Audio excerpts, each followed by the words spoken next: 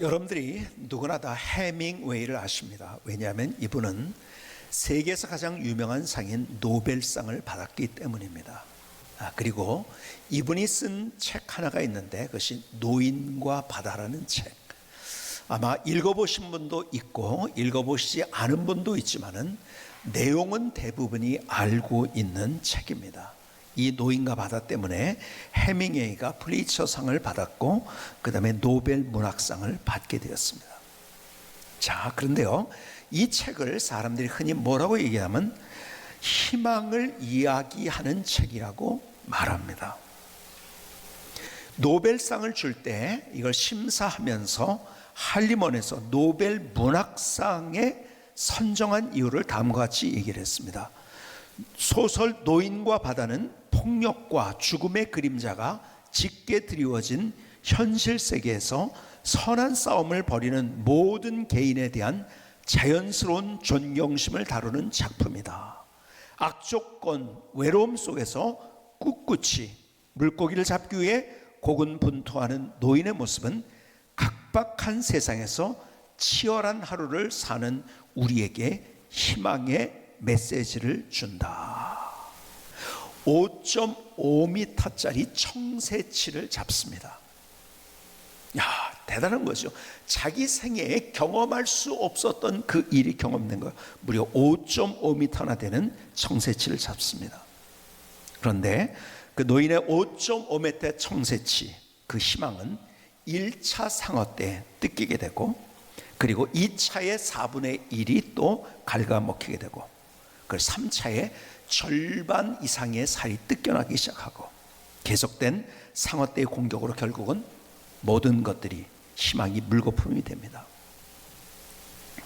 꿈이 있었어요. 희망이 있었어요. 근데 그 꿈과 희망이 점점 수정이 됩니다. 1차 상어의 공격, 2차, 3차, 4차로 가면서 그 꿈이 점점점 이거라도 내가 잡아갔으면 좋겠다. 내가 반이 찢겨도 4분의 3이 찢겨도.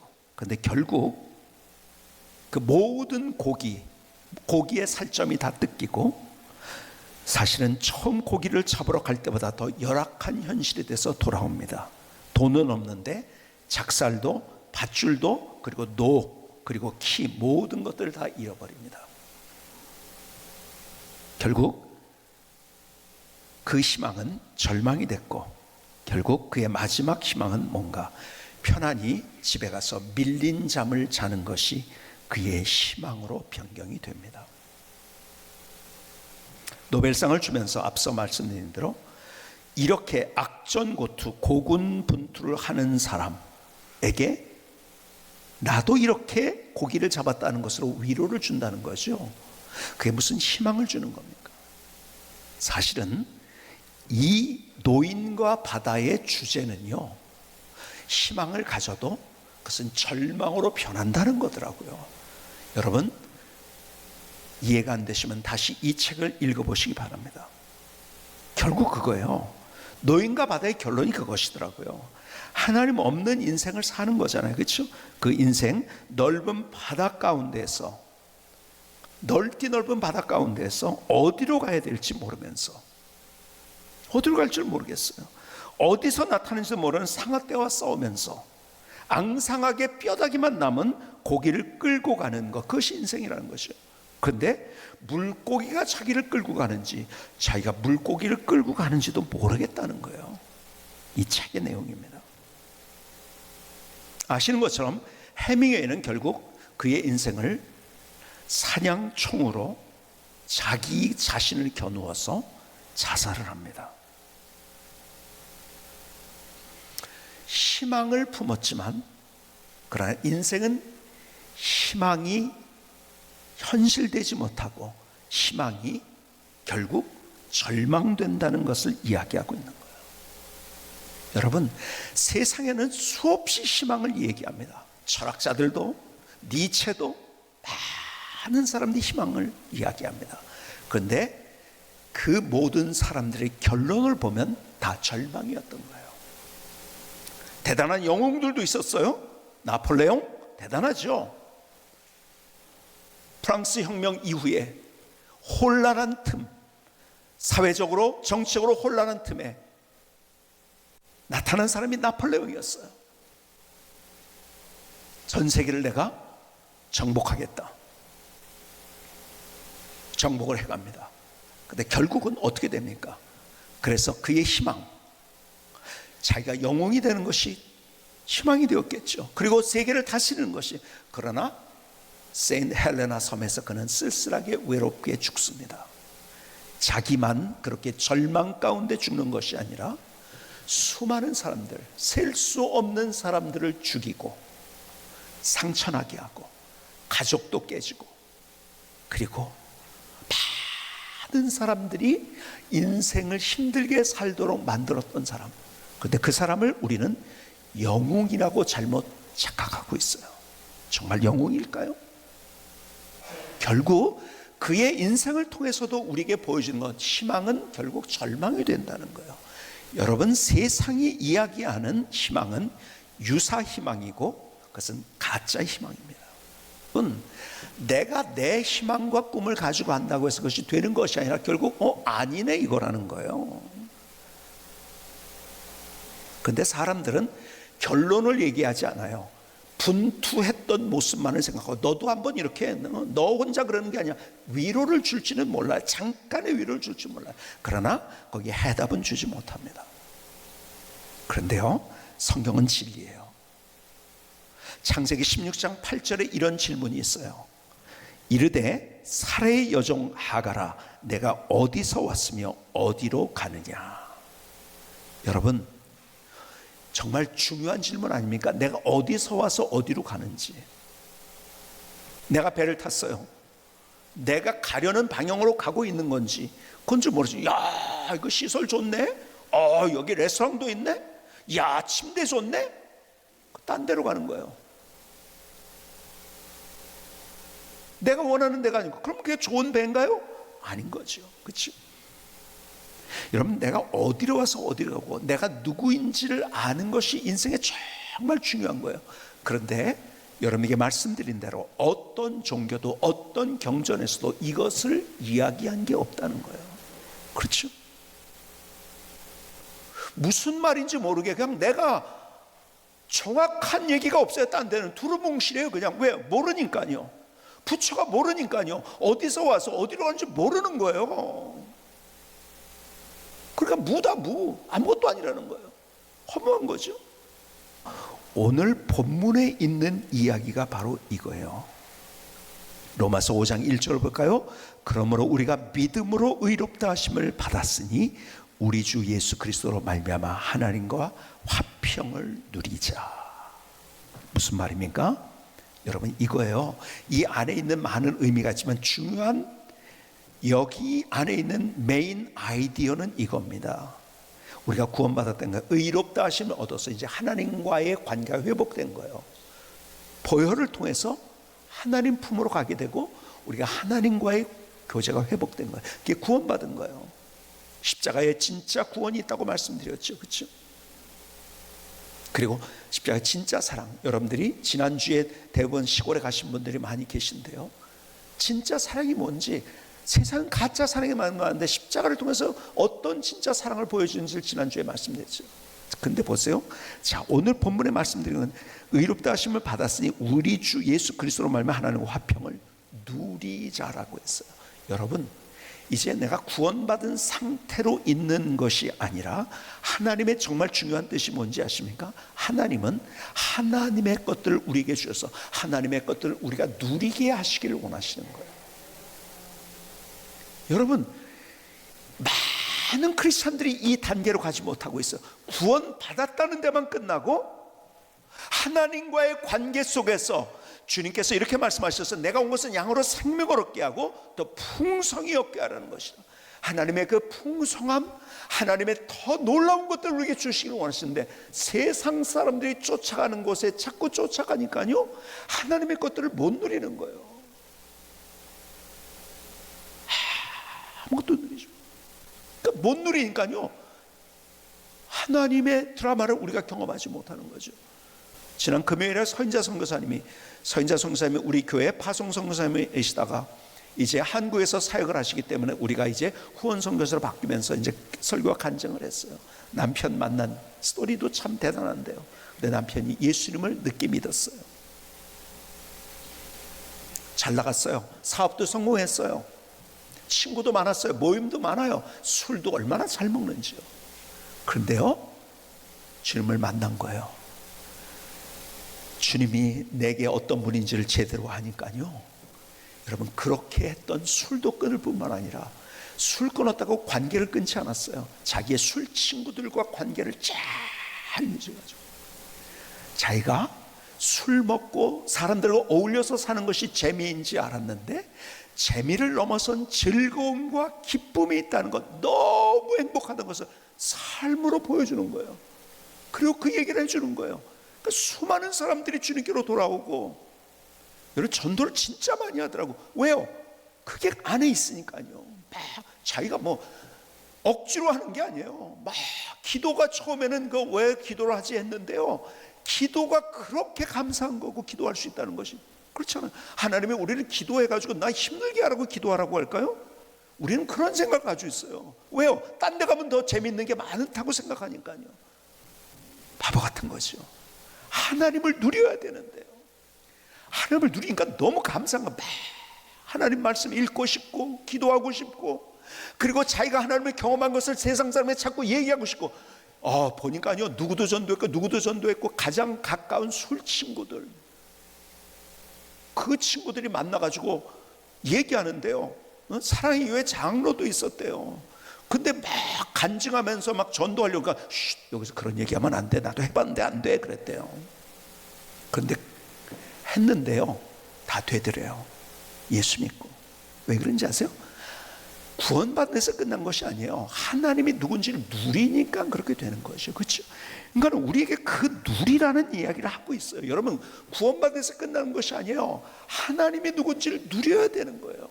자, 그러면서 그 다음에 기가 막힌 말씀을 계속하시는, 또한 2절입니다. 또한 그로 말미암아 우리가 믿음으로 서 있는 이 은혜에 들어감을 얻었으며, 자, 자세히 하나님의 영광을 바라고 즐거워하느니라. 구원받은 사람은, 어떤 사람은 하나님의 영광을 바라고 즐거워하는 것은 큰 틀에서 이런 말씀을 주고 있는 거예요. 천국의 위대한 소망으로 살아간다는 거예요. 여러분, 우리가 상상할 수 없는 그 천국, 세상 사람은 죽으면 끝이라고 생각해요. 그러니까 마음대로 사는 거예요. 우리는 천국이 있어요. 그 위대한 소망이 있기 때문에 우리는 다른 삶을 사는 거예요. 그래서 3절을 기가 막히게 말씀합니다. 그래서 다만 이뿐 아니라 우리가 환난 중에도 즐거워하나니 이는 환난은 인내를, 인내는 연단을, 연단은 소망을 이루는 줄 알미로다. 여러분, 제가 발음을 잘못했네요. 환난이 아닙니다. 리을로 환란이라고 할 때 리을을 쓸 때 환란이라고 읽는데, 제가 우리 장로님하고 차 타고 오면서 이걸 정확하게 알았어요. 보통 환란인데, 성경에는요 환란이라는 단어가 있고, 그러니까 뒤가 이제 리을이 되면 환란이라고 읽는데 이건 환난이라고 돼 있어요. 그래서 국어학회인가에 전화를 해가지고 이거 어떻게 발음하는 게 맞냐 했더니 자기는 환란이라고 생각했는데 환난이라는 게 맞다. 그래서 저도 무의식적으로 환난이라고 했는데, 성경에 있는 단어가 환난입니다. 환난. 하나님이 나를 어떻게 부르셨고, 하나님이 내 인생을 어떻게 준비하셨다는 걸 아니까 나는요 그 사람과 싸울 일이 없어요. 그러다 보니까 어떻게 되는지 아세요? 그 사람들이 원수가 아니에요. 불쌍하더라고요. 마침내 제가 너 나한테 그럴 수 있어?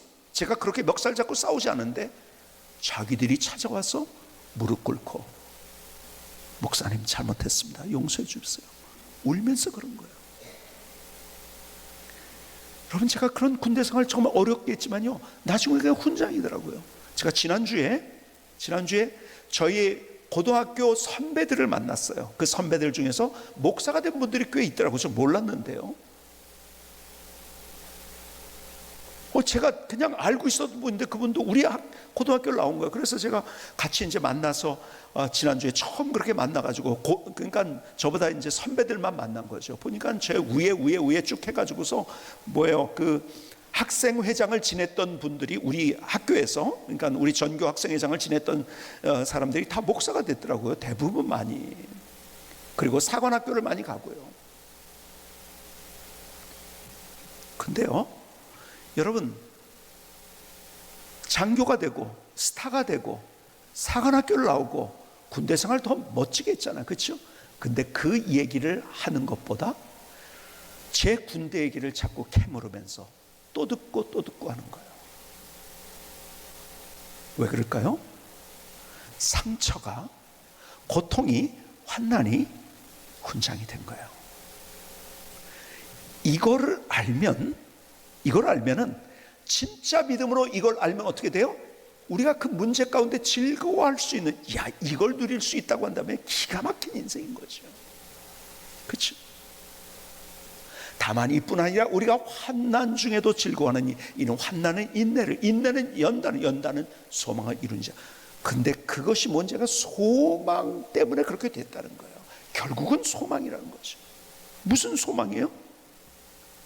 천국의 위대한 소망이 우리에게 있을 때. 자, 보세요. 5절로 계속 볼까요? 5절에 계속 이렇게 말씀해요. 소망이 우리를 부끄럽게 하지 아니하면 우리에게 주신 성령으로 말미암아 하나님의 사랑이 우리 마음에 부음받음이니 우리가 아직 연약할 때 기약대로 그리스도께서 경건하지 않은 자를 위하여 죽으셨도다. 8절은 뭐라고 합니까?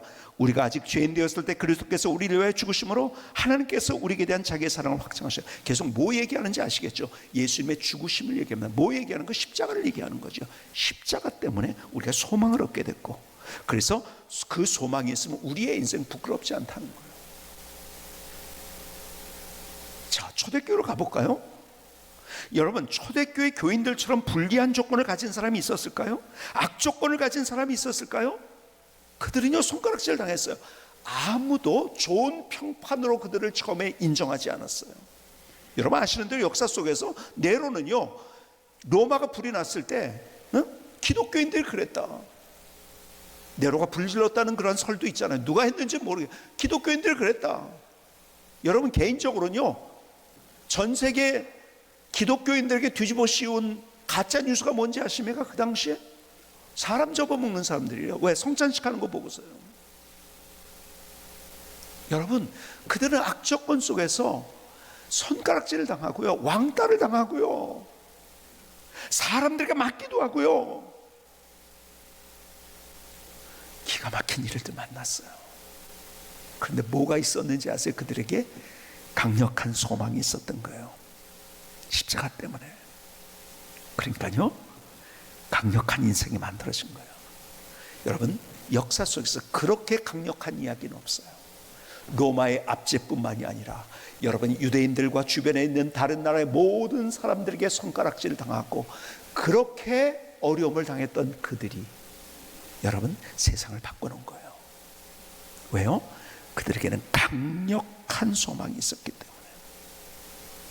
그래서 성경 읽다 보니까 이거더라고요. 이렇게 표현할 수 있더라고요. 강력한 소망이 강력한 인생을 만들더라고요.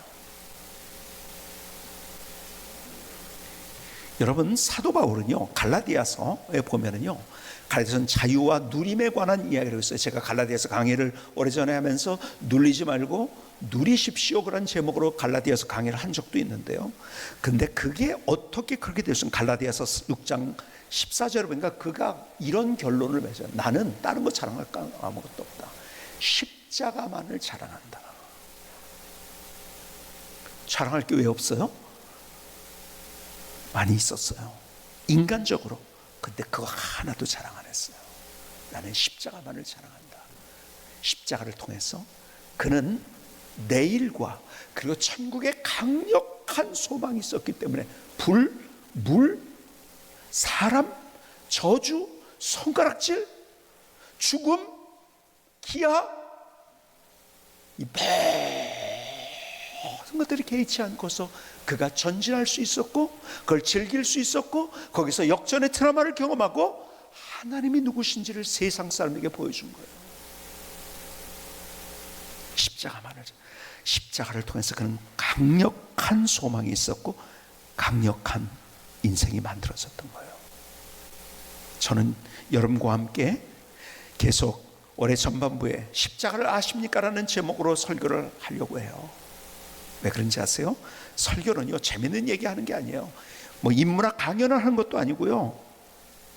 설교는요, 곧 되게 재밌게 오늘 설교 들었는데 이렇게 하려고 하는 게 아니에요.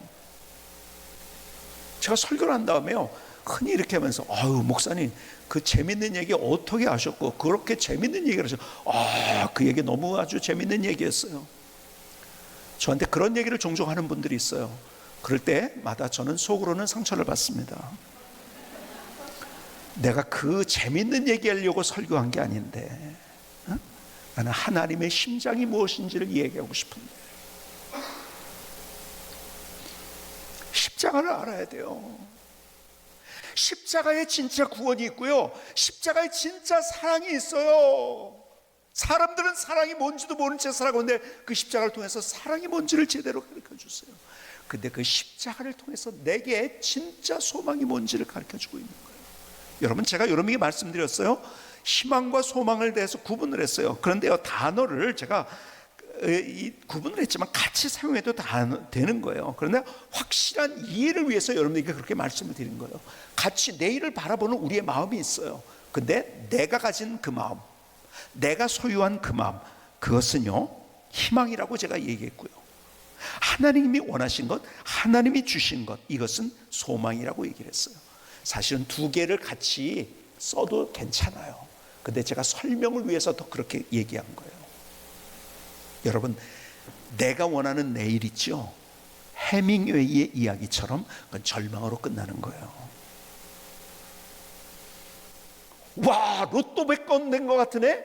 청새치 5.5m짜리 청새치라고 해서 너무 좋아할 수 있는 순간도 있겠죠. 근데 결론은 절망인 거예요. 그런데요, 하나님이 우리에게 주신 내일을 우리가 생각할 줄 알면은요, 지금은 환난이에요. 지금은 왕따예요. 지금은 패한 것 같아요. 지금은 실패해요. 그런데요, 그게 개의치 않아요. 우리 그것을 누릴 줄 알고 즐길 줄 알아요. 왜요? 이게 끝이 아니니까. 여러분, 내일을 원하는 마음이 똑같이 있지만, 제가 구창모 씨 얘기했지만 자기는요, 자기가 원하는 거 이루어져 가지고서 나는 내가 뭐든지 할 수 있다, 아니라는 거 알게 된 거예요. 그건 절망이 되는 거예요. 그래서 그의 간증 들어보니까 나는 이제 하나님이 원하시는 그 일, 그게 내 꿈이 됐고 내 소망이 됐다. 여러분, 십자가가 없으면은 우리는 용서도 없고 구원도 없고 더 나아가서 영원한 생명, 천국도 없는 거예요. 근데 십자가 때문에 가장 강력한 우리의 소망, 앞으로 우리가 경험해야 될 천국이 있는 거예요. 그러니까 그게 있으면은 우리는 지금 현재 실패한 것 같고 넘어진 것 같고 혼자인 것 같고 상처받고 있고 모든 사람이 손가락질하는 상황 가운데 있지 않죠. 그것이 문제가 아니라는 거예요. 강력한 소망이 강력한 인생을 만들어냅니다. 그래서 사도행전 2장 17절은 우리에게 이렇게 말씀하세요. 하나님이 말씀하시기를 말세에 내가 내 영을 모든 육체에게 부어주리니, 성령을 부어주신다는 거예요. 성령 충만하게 하게 되면 어떻게 되는가? 너희 자녀들은 예언할 것이요, 너희 젊은이들은 환상을 보고 너희의 늙은이들은 꿈을 꾸리라. 예언, 환상, 꿈 뭐예요? 내일을 얘기하는 거예요. 다. 그렇죠? 하나님이 주신 내일, 내가 원하는 내일이 아니고 하나님이 내게 주신 내일을 생각하는 사람이, 그게 소망으로 인생을 사는 진짜 소망인 거예요. 그런데 내가 원하는 내일은 그는 가짜 소망, 가짜 희망이고 결국 노인과 바다의 이야기처럼 절망으로 끝나는 거예요. 진짜 소망을 십자가를 통해서 붙잡고 다른 인생을 세워가는 삶이 될 수 있기를 주님의 이름으로 축복합니다.